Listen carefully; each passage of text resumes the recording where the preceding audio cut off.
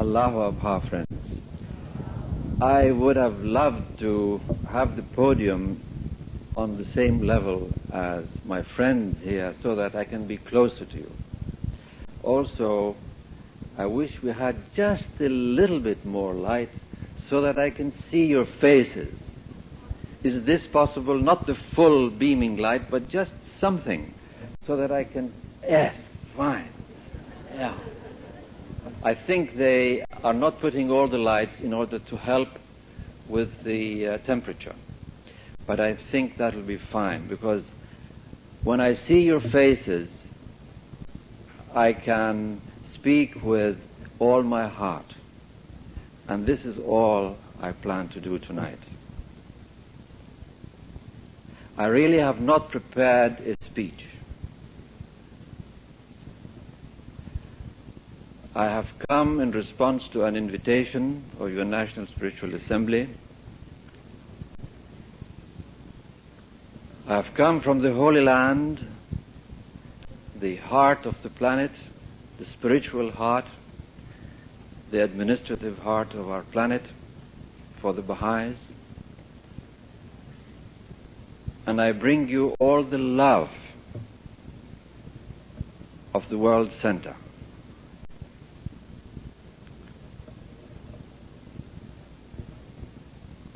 As I talk to you tonight, to me you are a cross-section of the Canadian Baha'i community.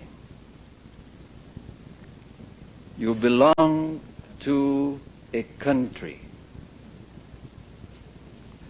whose rulers have been addressed in the Kitab-e-Aqdas by Baha'u'llah himself and called upon by him to bind the broken and to crush the oppressor.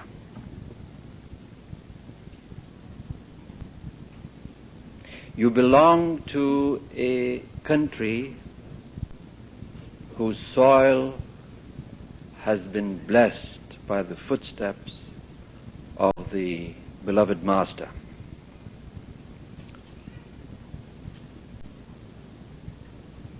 A community whose members are partners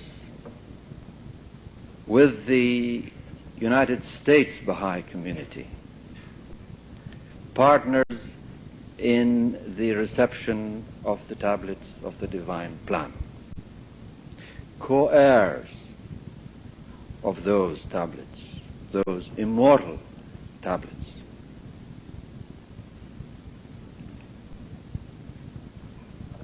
You belong to a community and a country about whom Abdul Baha wrote that he saw a bright future, a great future, a glorious, he says, future, both spiritually and materially for Canada.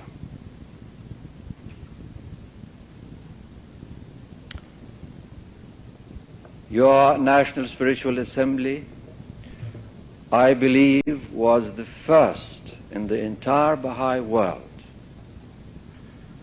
whose constitution was accepted by the parliament of the country.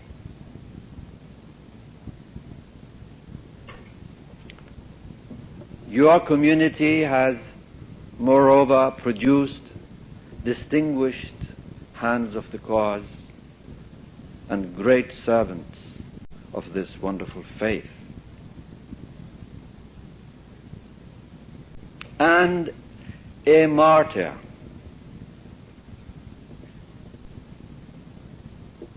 who, although she did not shed her blood, but was ranked as a martyr by the beloved guardian.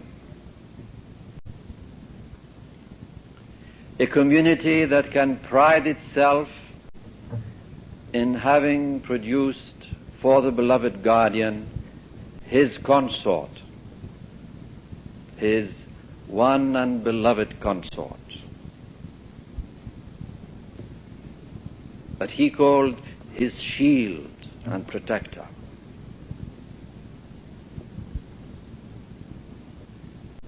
Your community has further produced the celebrated and illustrious architect for the superstructure of the Shrine of the Bab, and the architect for the Mother Temple of the West.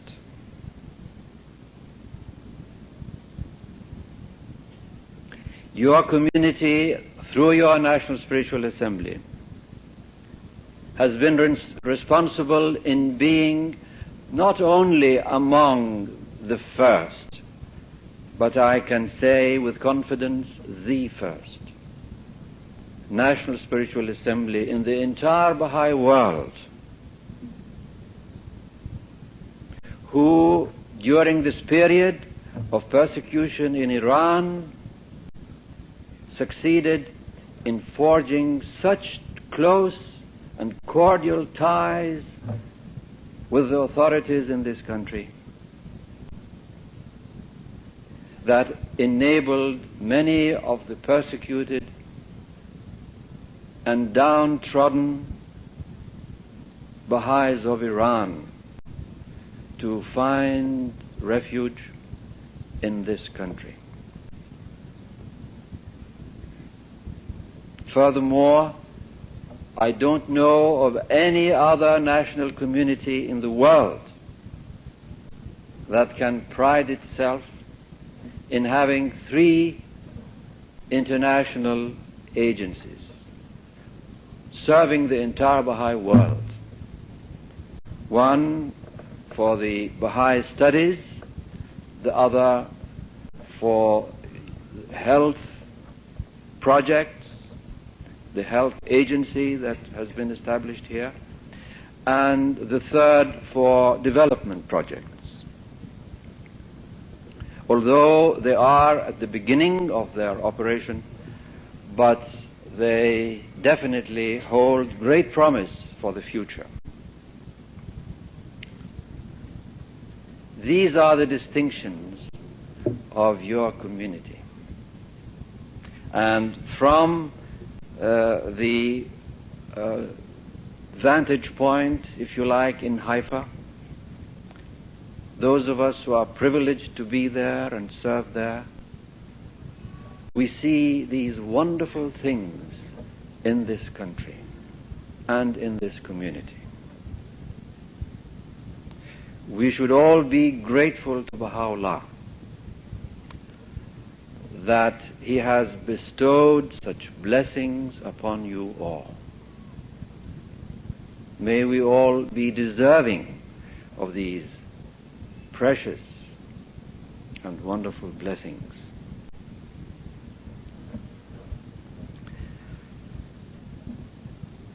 The question that I have been asked so many times during this trip, and of course the pilgrims ask the same question.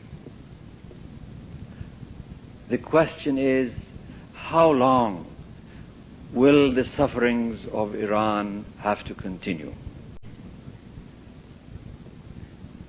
You know, there is a prayer written by the beloved guardian over 50 years ago that I know that my Persian friends here, most of them would probably know it by heart.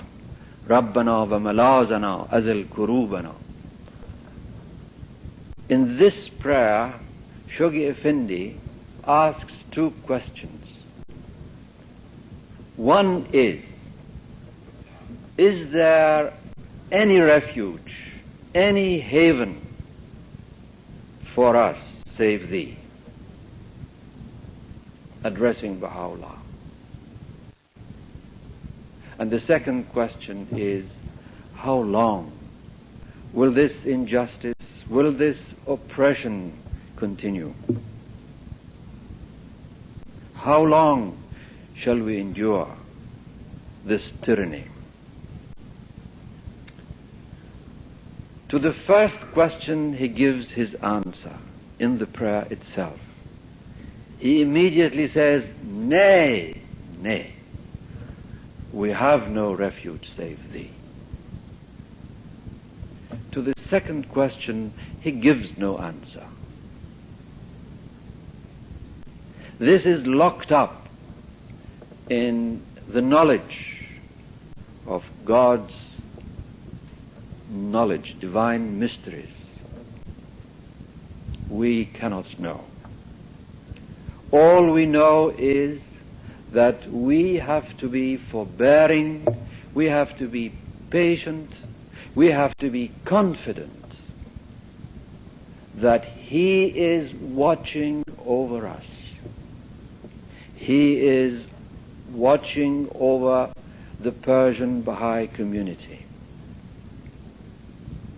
He knows, He sees.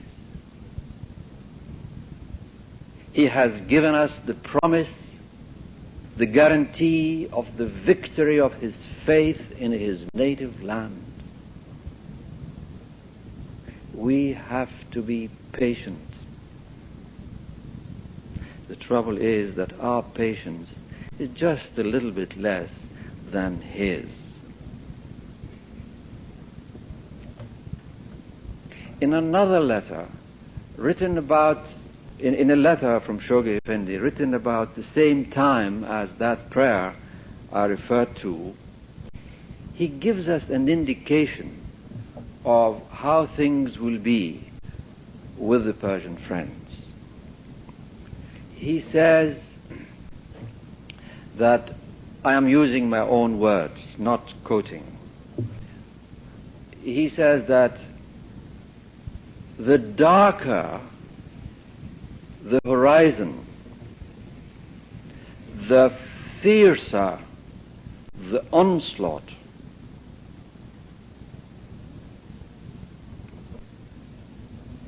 The more the friends are encircled from all six sides, from every direction, the sooner will that day come. And therefore he calls on the Persian friends not to be perturbed, to stand firm, to trust in Him, so that these final stages may also pass by and the promised triumph may appear on the horizon.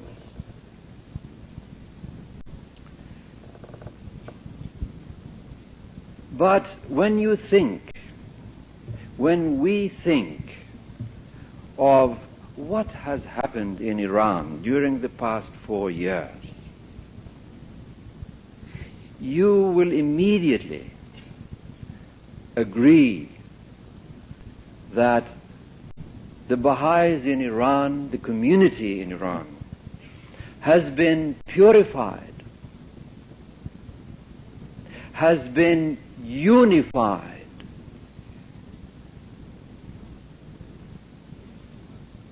has truly made great advances in spirituality, in detachment, in dedication.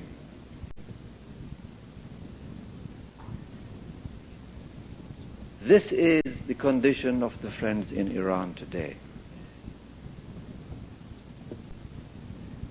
I believe that every one of them, should the test come, should that hour of test come to them, I believe they will stand firm with their lives in their hands, hopeful that they too would win that crown of martyrdom in His love.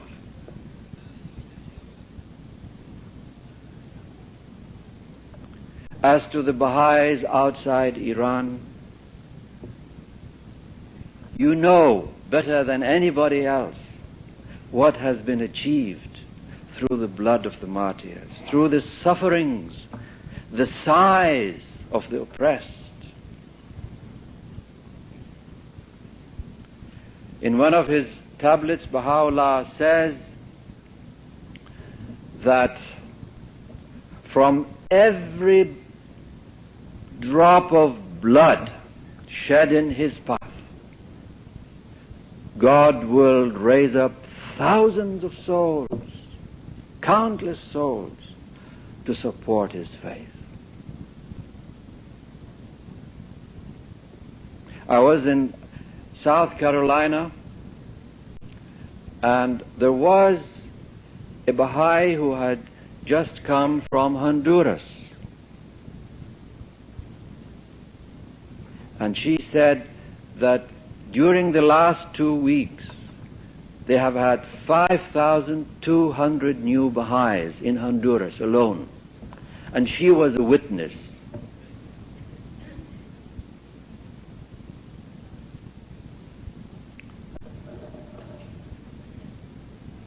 Shoghi Effendi, in his writings, wanted that the national assemblies of the world would forge such close ties with the media that the faith would be proclaimed everywhere, far and wide. This has been achieved, friends, thanks to the sufferings of the friends in Iran. He wanted the faith to be explained in favorable terms to those in authority in the free world. Thanks to the blood of the martyrs, the doors were opened.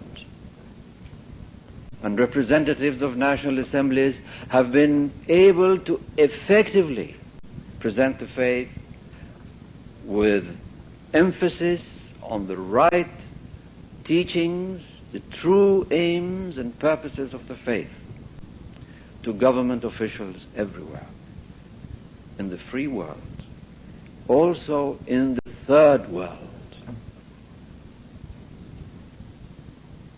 He wanted, Shoghi Effendi also wanted the faith to be given and explained to the intellectuals, the leaders of thought, what he called the erudite.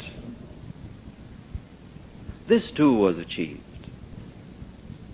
maybe to a lesser extent, but great strides have been taken, and it is hoped that greater and more glorious steps will be taken in the future.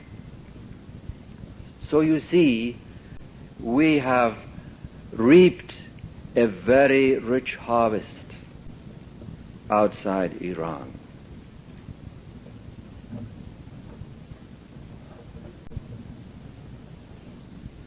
But as the faith is becoming more known and better known in various quarters of the world, if you read the writings carefully, you will see that there is bound to be more opposition on a wider scale everywhere in the world. That the opposition will not be confined to Shia Islam in Iran.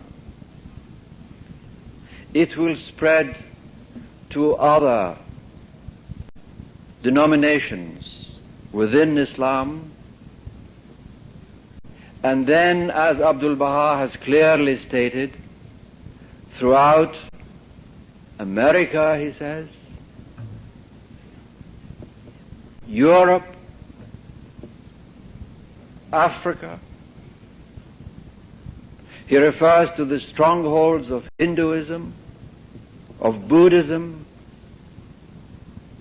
and then, as if to sum it all up and to make sure he has not left anybody else, he says, all the peoples and kindreds of the earth, one and all, he says, will arise to attack the faith of Baha'u'llah. Shoghi Effendi, confirming what Abdul Baha has said, has told us that peoples, nations, religions will successively arise to oppose the faith.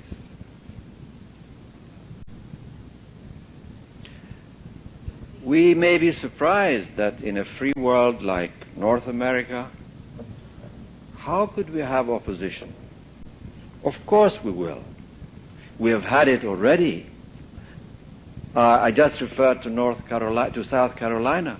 Already there, the churches in the villages in South Carolina are telling these poor black Baha'is, many of them illiterate, they don't know where Iran is exactly maybe. They say, see, they are killing you. If you come back to the church, however, no one can touch you. Shoghi Effendi speaks about intellectual tests that will surround the Baha'is of the West. He speaks about those who will arise to sap and destroy the unity of the Baha'is, those who will misrepresent the aims and purposes of the faith,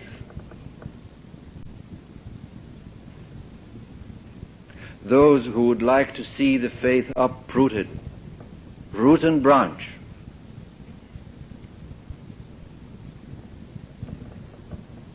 Such a day is ahead of us. Such a contest is ahead of us. I don't tell you this to frighten you. I tell you this so that we might be realistic in our deepening work, in our consolidation work, in our study of the writings, so that we might be prepared for the days to come.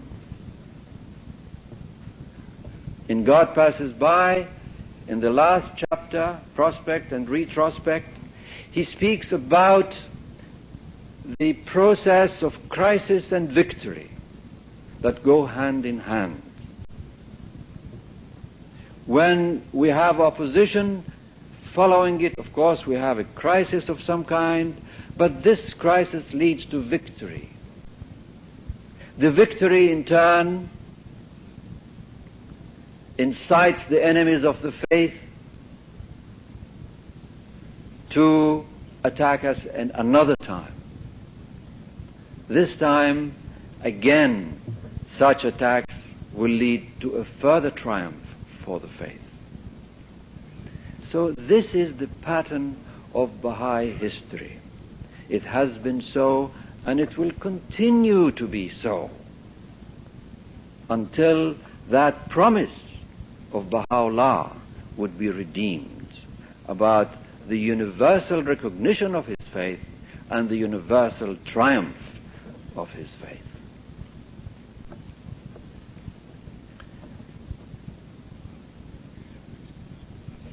When Shoghi Effendi speaks about this opposition, he actually refers to the rising forces of nationalism, of racialism,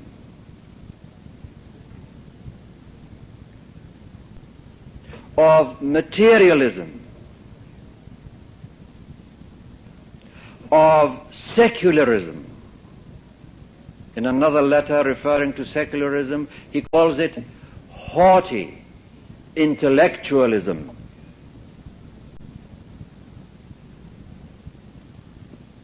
And finally, to the forces of ecclesiasticism that we now see in Iran, and we will continue to see everywhere else, because in most cases the opposition will be generated, however quietly, by the strongholds of religious orthodoxy and religious bigotry. Such is the picture that Shoghi Effendi has drawn, has painted for us, not only in the West, but throughout the world. And as I said earlier on, we have no choice but to prepare ourselves for that day. And what we see today happening outside Iran is not at all that great tempest, that great storm that he has forecast. There are little winds, very much like the rain we had this afternoon. That's all. Not the real storms. Those are yet ahead.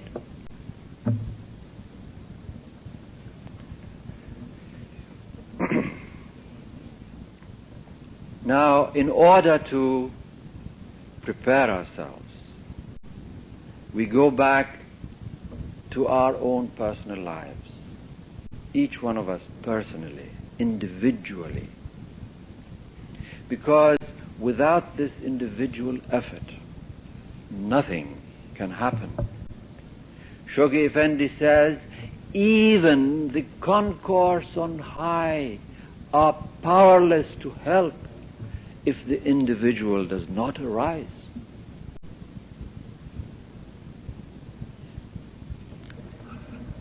It is the individual, in the last analysis, that really counts. He is, Shoghi Effendi says, the brick on which the strength of the entire edifice depends. The stability of the entire edifice depends. And how can we achieve this? We can achieve this through our daily efforts in teaching the faith, in having reliance upon the promises of Baha'u'llah, who tells us in no uncertain terms that if we arise, then we will see with our own eyes how Baha'u'llah will fulfill his promise. We have to be sure that he will fulfill his promise. Our faith can be either like someone standing far from where the fire is burning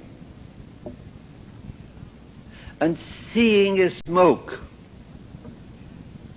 and saying, where there is smoke, there must be fire, and then signing the declaration card. This is maybe one form of faith. But is it enough? Surely not. What we should do is to fortify our faith, individually, our belief in Baha'u'llah. This should be strengthened, fortified. It can be fortified through study of the writings, through exposure of our souls to the holy word, the creative word,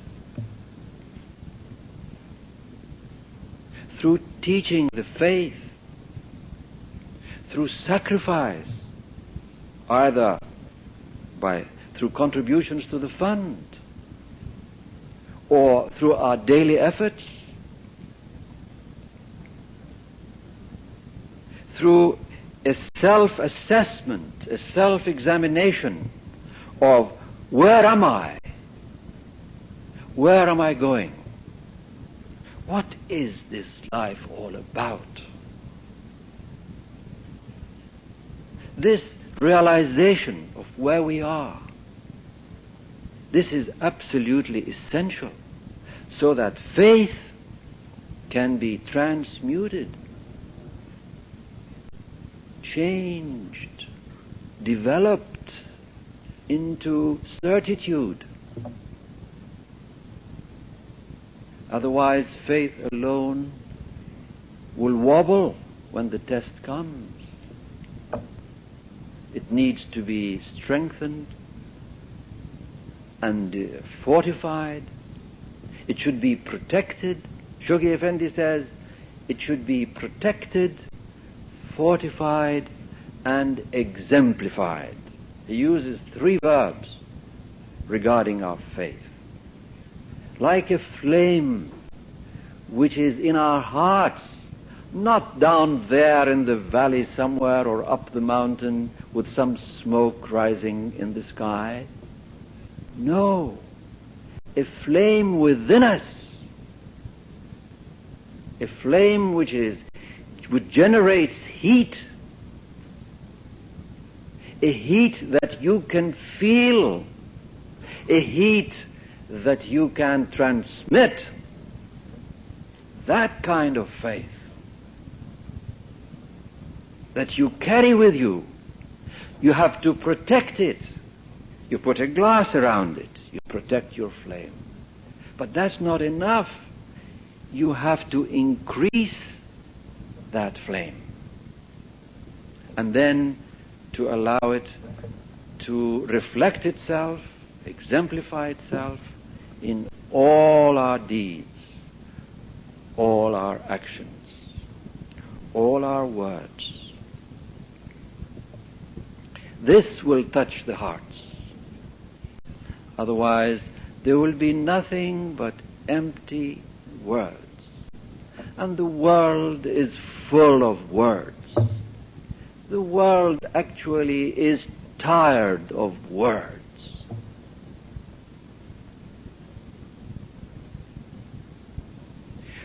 When Shoghi Effendi speaks about the leaders of thought and the erudite, what do you think such people, when they learn about the faith, will do? Would they not want to know what influence have the words of Baha'u'llah had on our lives, individually and collectively? Wouldn't any intelligent seeker want to do that? Wouldn't he want to know whether that blueprint on the shelf, however beautiful it is, however unique it is, wouldn't he want to know what we've done with that blueprint? Whether we have built something, and if so, where is it? And what is it? Does it agree with the original? Or is it something different that we may have wanted to build or possibly improve upon the original? This is what they want to see. You see what grave responsibility lies on the individual. And the individual, friends, the individual, it is not his job to look at his neighbor, to see what his neighbor has done.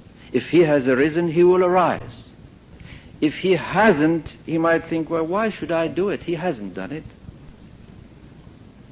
Our responsibility is to God.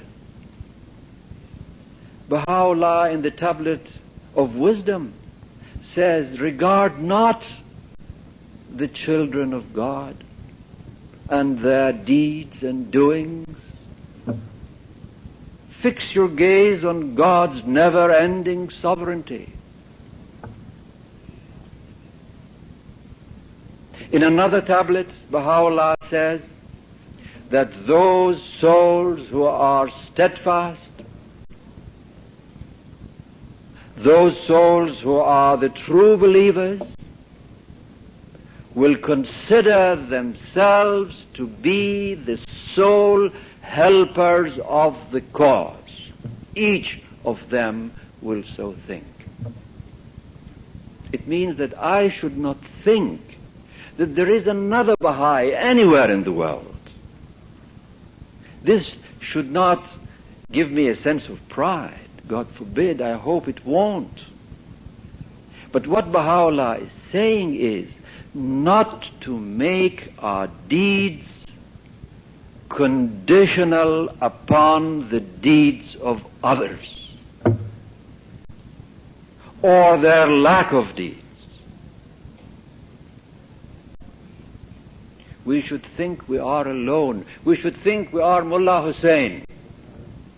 Imagine Mullah Hussein as he left that room in the house of the Bab. And as he walked the streets of Shiraz, he was alone. The Bab in his house, in that upper room, and he alone, facing the entire world. Such should be our faith. Not to make it conditional upon anything, upon anybody, but to realize the preciousness of our sacred tie to Baha'u'llah, and to try to live in accordance with what would be his good pleasure. Because without his good pleasure, whatever the service we render, in whatever form it is, has no value at all. Because service has a form.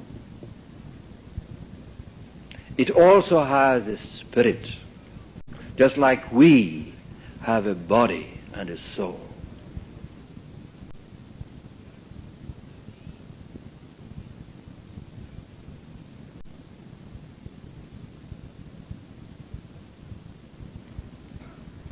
Service has a form and has a spirit. My understanding, friends, of the writings is that the form is of no value. What counts is the spirit. There may be 9 chairs in Haifa, and I may be sitting on one of them. But if I am not serving Baha'u'llah in that spirit that would win his good pleasure, that chair is of no use to me or to anybody. That chair becomes my test. It becomes my calamity. That chair could be not in Haifa, it could be in Toronto. It could be in any of these localities, anywhere in the world. The chair is only important as an instrument, maybe, that through that chair, through that position, through that function, we might be given another opportunity to serve him. But even if we have no chair, we can serve him. The spirit counts. Now, there is a prayer in the prayer book, revealed by Baha'u'llah on the occasion of Nowruz. In this prayer, now I'm putting it in my own words. I'm not quoting because my head is like a sieve. I can't remember anything these days. Forgive me. But I'll give you the essence of it. And then you check with the exact words of the Blessed Beauty. And I want to explain it. This is why I'm using this type of language. He envisages two souls in that tablet. One who has fasted all the 19 days. Because you know Nowruz comes at the end of the fasting period. So he's commenting about the fast. One who has fasted all the 19 days. But for some reason, it's not acceptable in his sight. His motive was not pure, whatever. Baha'u'llah says that in the sight of God, in the presence of the Almighty, such a person has not fasted. Although the poor man fasted and got up every morning and so on and so forth. He has not fasted. Not only that, he has committed every iniquity in the eyes of God. Then he envisages another soul who has not fasted, but he has that purity of motive, that goodly, radiant heart, that detachment, I don't know, that thing which has won him the good pleasure of his Lord. In the eyes of God, he says, that man has indeed fasted all the 19 days. And not only that, but he has performed every goodly deed from eternity to eternity. And then he goes on to say that every deed depends upon his acceptance. So it is not the form. It is not how active I appear to be, how much I run about, how many files I have at home, how many committees I am on or assemblies I am on or any of these things. None of these things count. You know, there is a little story of, you may have heard this, of a man who was in Arabia, and he was having his long obligatory prayer next to a path where the tourists normally would pass, so he chose that special spot to have his obligatory prayer there. And so as he was praying and the tourists were passing by, and they looked at this man and the heat of the sun and the desert and the sand, and performing this wonderful prayer, they said to themselves, "Oh, how wonderful! What great adoration, what great worship and devotion." Our worshipper heard this and he liked it.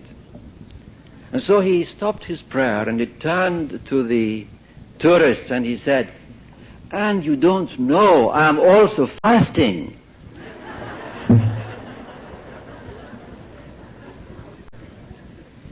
Now, if, God forbid, we serve the cause, instead of for the sake of God, we serve the cause for the sake of man, we have wasted our lives. This life that has been given to us, we don't know its duration. No one knows. To some, may be given 80 years or more. To others, less. To still others, very much less. As I am speaking to you tonight, I might drop dead right here, now.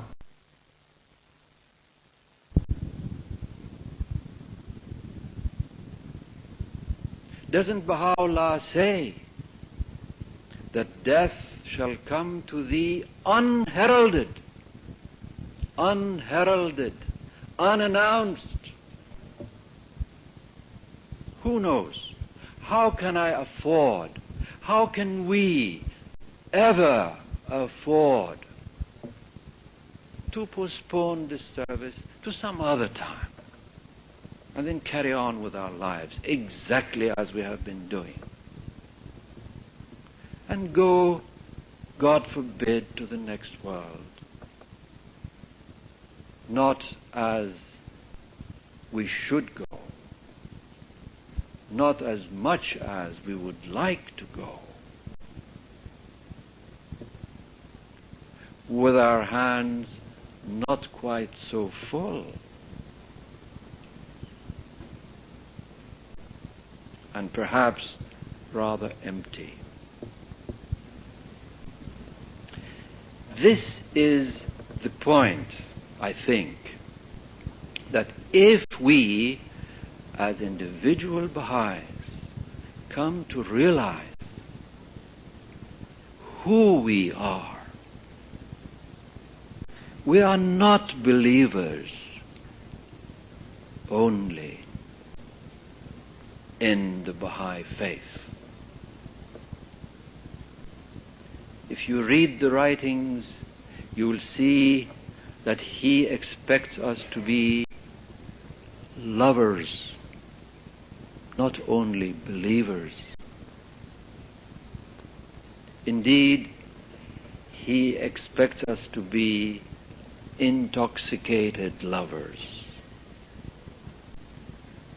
In the faith, there is always a minimum and a maximum. The minimum is just passable. Is this what we really want to do with our lives? The rock bottom minimum? When he stands there and he invites us to scale loftier heights, to reach the summits, to reach his good pleasure, that's what he wants us to be. He produces Abdul Baha.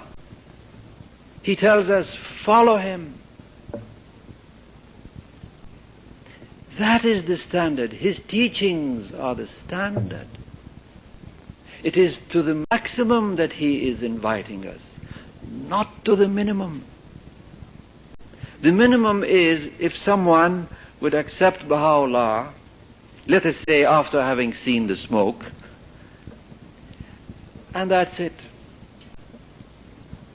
He is not required absolutely to contribute to the fund, for example. No one is going to come to his house to check if he has performed his obligatory prayers, or whether he has fasted, or whether he's studying the faith. No one is going to take him to task individually because he's not teaching. Okay. He lives his life, and then one day he dies. Now the Baha'is get together and have a prayer and bury him.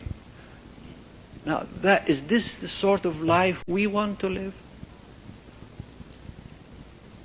Baha'is, yes. Surely not. What he wants is something else. Why did he bring his cause? Why did he himself suffer? Why does he pride himself over the martyrs and heroes of Iran?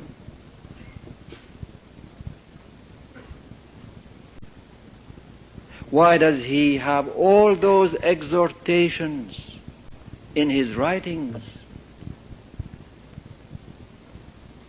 You can go on naming them, but that is the purpose of our lives. We should plod on, confident that if we arise to serve his cause, he will assist us. He has told us over and over again, in the teaching work, for example. Someone wrote Shoghi Effendi about wanting to teach and wanting to pray about the teaching work. Pray, he says, that Baha'u'llah may send you receptive souls. Because he will send them. This is a promise. He will send them. But who will he send them to? If the door of my heart is closed and locked up, if the door of my home is closed and locked up, if I really have no time for Baha'u'llah in my life, do you think that Baha'u'llah will send his waiting souls to me in this condition as I am? Surely not.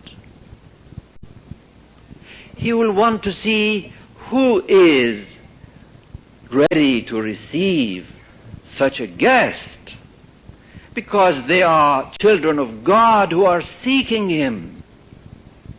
He will send them to those who are ready to receive them, who long to receive them, who supplicate and implore him that he send such souls to him.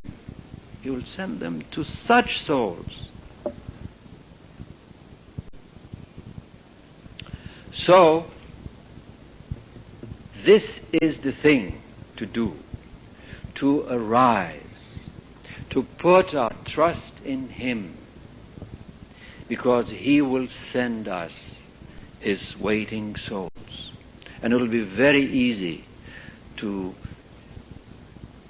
attract such souls to the cause, to convert them, to help them to accept the station of Baha'u'llah. It'll be very easy. This is our duty, friends. Shoghi Effendi, speaking about the hosts of the kingdom, he says, let the doubter arise and ascertain for himself the truth of Baha'u'llah's promise. In other words, Shoghi Effendi even accepts the doubting Thomas. He doesn't tell him, get away from here. Why are you doubting?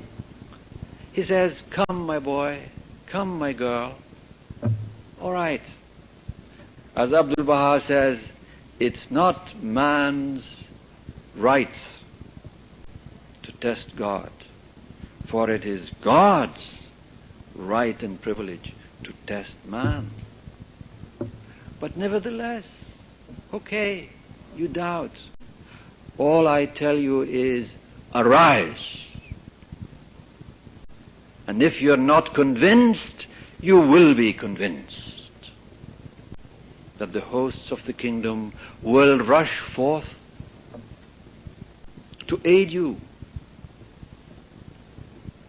to assist you, to confirm you, to inspire you in what you should do and what you should say when talking about your love for Baha'u'llah to that contact.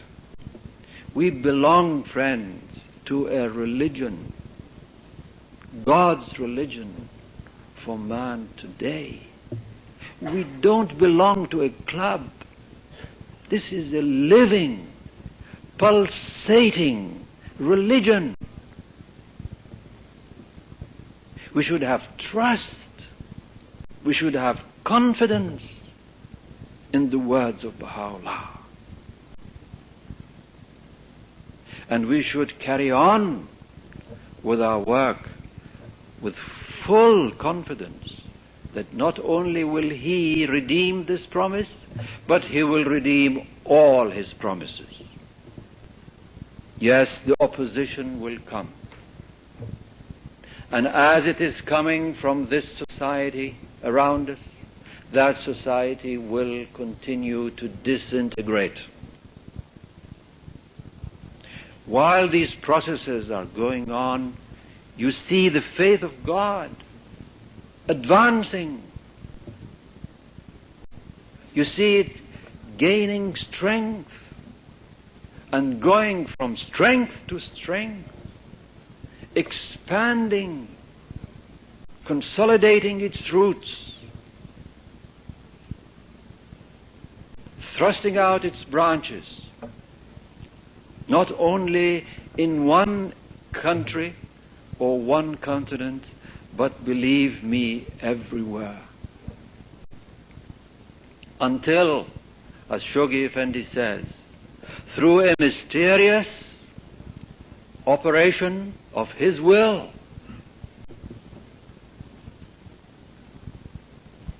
suddenly, he says, suddenly, he uses the word suddenly, and possibly through or after the calamities which are ahead, the convulsions and commotions which are yet ahead, there will be, he says, a sudden thousand-fold increase in the numerical strength of the Baha'i community. This he wrote not in reply to a question.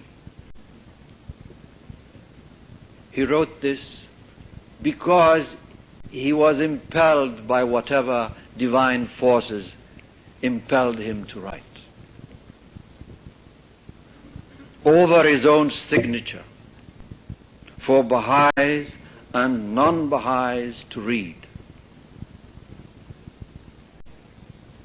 And with confidence he says, there will be the sudden, at its appointed time, the sudden thousand-fold increase in the numerical strength of the Baha'i community.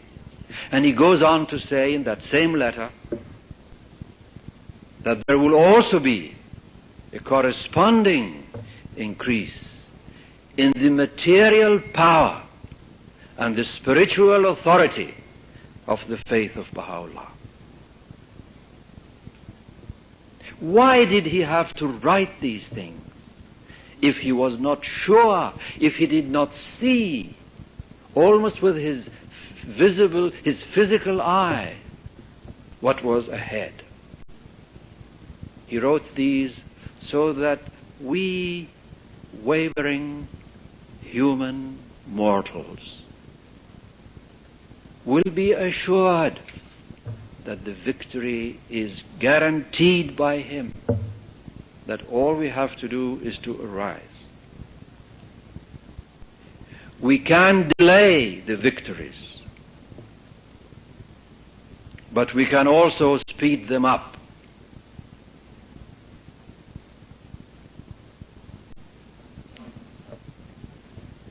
But the victories will come.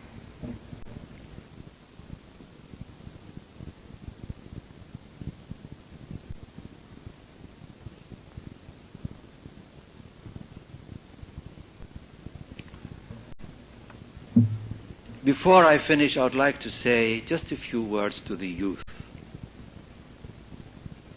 There was a special message from the House of Justice to the youth of the world. And I'm sure that you must have all read it. It was published in the Canadian Baha'i News, and of course in all other newsletters throughout the world. I suggest that the youth look up the references in that message. I understand there is some form of a conference or seminar for the youth very soon. In preparation for that, I suggest that the youth committee or its helpers try to find the references that you will see in that message. There is reference to the immortal, youthful heroes of the heroic age. Who were they? To try and find them, list them, talk about them. Then there is a reference to the first wave of persecution during the Babi dispensation in the city of Shiraz. What were the circumstances? To study this, to find it out. Then there is a reference to Baha'u'llah's statement about the youth. What is that statement? Where was it published? What is the full text? Or one made by Abdul Baha about the youth. Likewise, where is that reference? And then there is a list of qualities that Shoghi Effendi saw in the youth, loved to see in the youth, the praises that he showers upon the youth, and the qualities and virtues of the youthful members of the Baha'i community. There is a list of all those things that Shoghi Effendi has said. Not all, but some. To find the references. This is how we learn. And then there is at the end of the message a reference to the role that the youth have in attracting the attention and respect of their own peers and of assisting in the final triumph of the cause of Baha'u'llah. The youth of this generation have a special mission that the youth of my generation did not have. And the youth of a future generation, I think, will also not have in the same way. We are approaching the end of the century. We are approaching a time when Abdul Baha has clearly, and Shoghi Effendi has confirmed this in his writings, anticipated the establishment of universal peace, of the lesser peace. At that time, myself and people of my age will probably not be there. The administrators of the faith, the leaders of the faith, the representatives of the faith will undoubtedly be those of you who are now passing through your youthful years. So you see, you have been selected by the hand of destiny. From all the generations of youth, from time immemorial, to be living at a time when humanity will come of age, when humanity is ready for this great step in its collective life, when there will be far greater receptivity in the world you will be living at that time. So you see how important it is for the youth of today to prepare themselves and not waste a single day, a single hour without studying and preparing themselves for that wonderful day ahead. Thank you very much.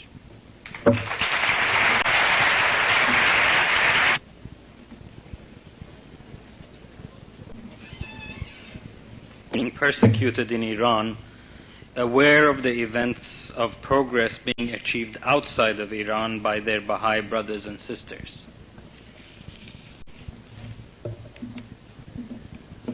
You know that contact with the Baha'is in Iran is very difficult.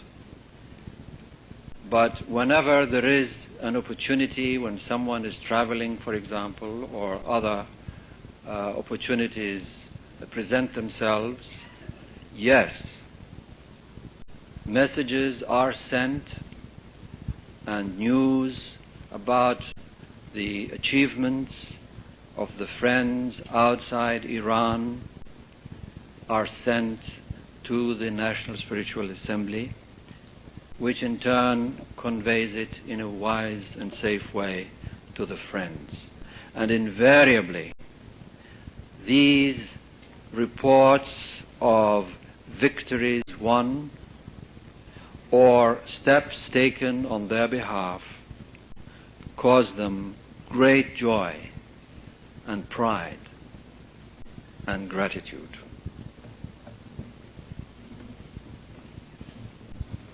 There are two questions here, friend, one in Persian and the other one in English, but both of them really refer to the same topic. The questioner asked that in the message of the House of Justice to the Baha'i world this last Rezvan, the Universal House of Justice referred to point to the fact that the Baha'i communities must turn their attentions to the economic and social events in the non-Baha'i world. Is it possible to have further explanation to this? This is a very good question. It is impossible to give a full explanation to you at this time. But briefly,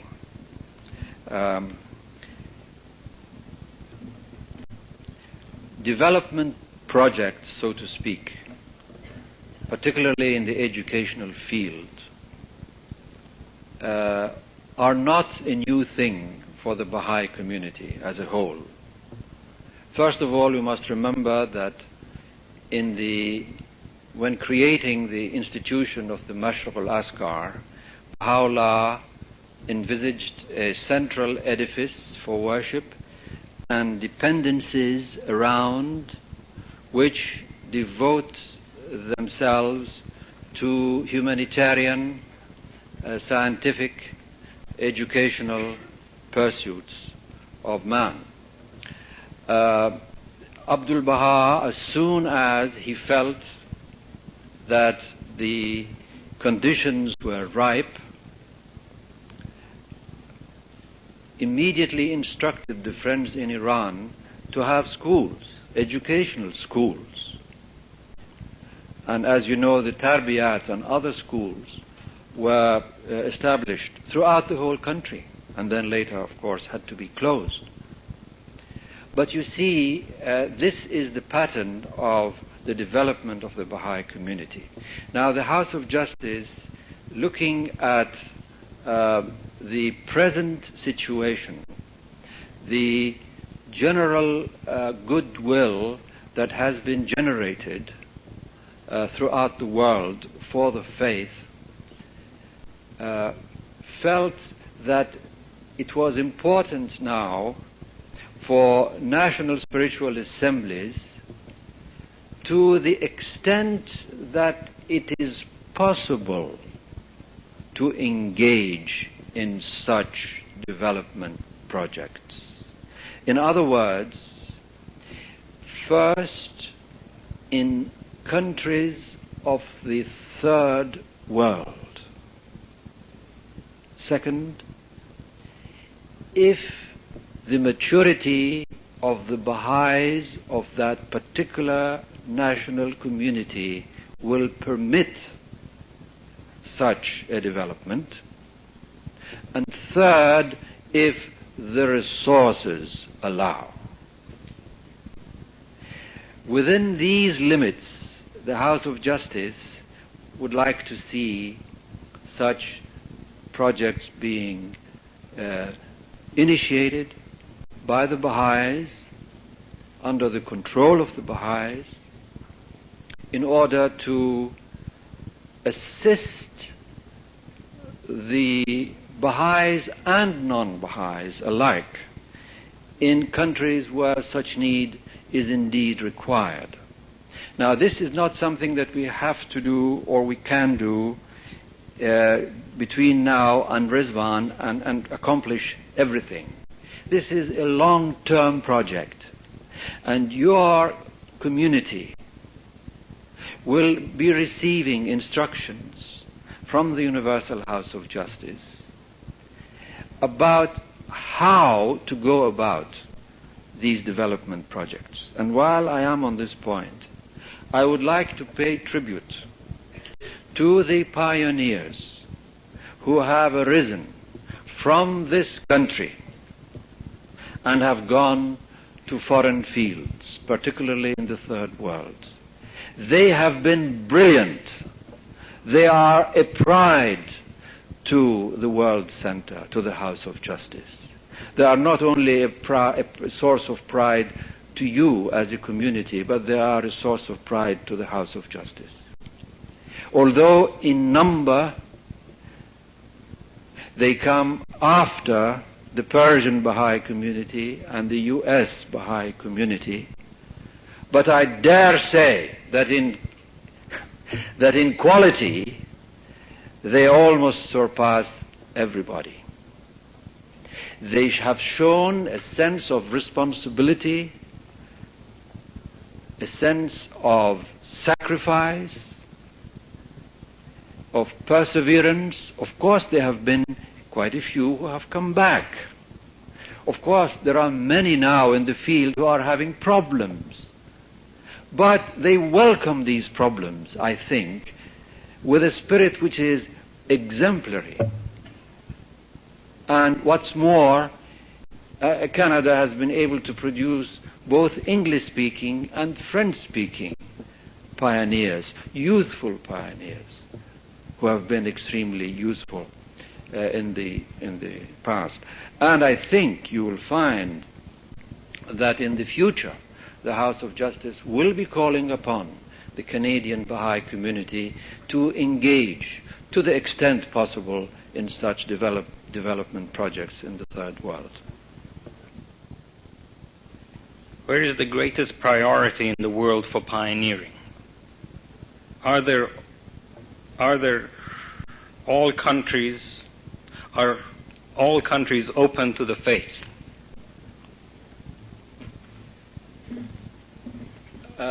All countries except those in the Eastern Bloc, where traveling or settlement is difficult.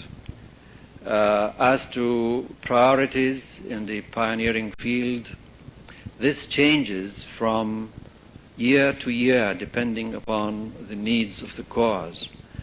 I suggest that this matter be presented to the National Spiritual Assembly, and I'm sure they have the information, they are in contact with the House of Justice, and they will be able to guide the pioneers to places where pioneers, and particularly Canadian pioneers, are needed.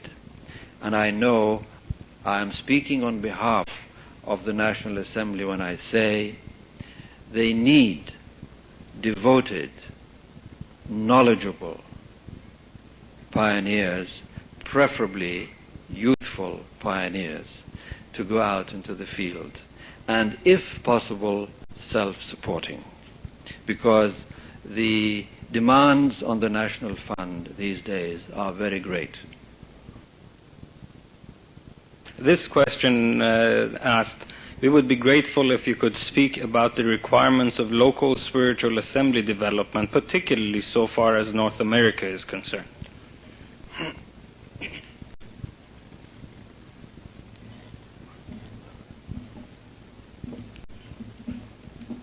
This will require a whole talk on the subject of local spiritual assemblies, and I think it's impossible for me to enter into this subject this evening. And I request the questioner to refer to the institutions of the faith for adequate answers. I, in fact, urge that dear friend to study the writings, because it's all there. All you have to do is to pick up the right book. And if you don't know which book to pick, you ask a knowledgeable Baha'i and they will show you the book. And you read it and study it. And it's all there. God bless you.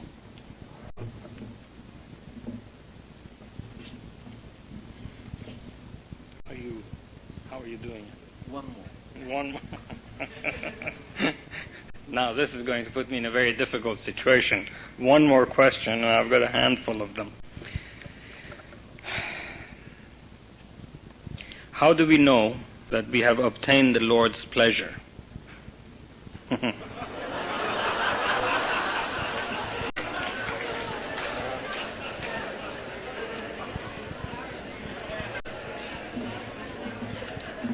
I wish I knew the answer to that.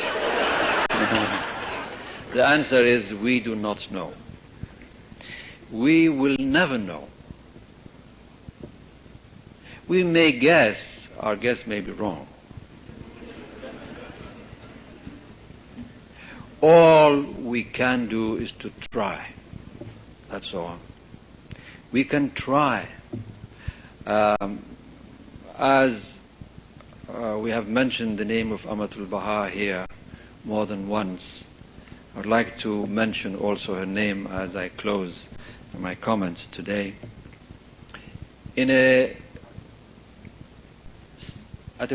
humorous mood, I think, she once said, I don't think she wanted us or anyone to take her literally. She said that when I die, I want you to engrave on my tombstone only 2 words. She tried.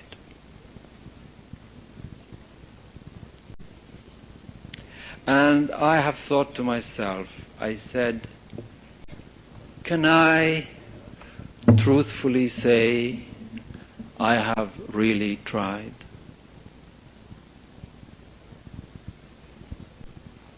Of course, what Ruhiya Khanum meant was something else. She meant, in other words, I don't know whether it's acceptable or what. I have tried. But she tried. She's correct. She did try. She is trying all the time. And I ask myself, have I really tried? Have I tried enough? How many times have I tried only half-heartedly?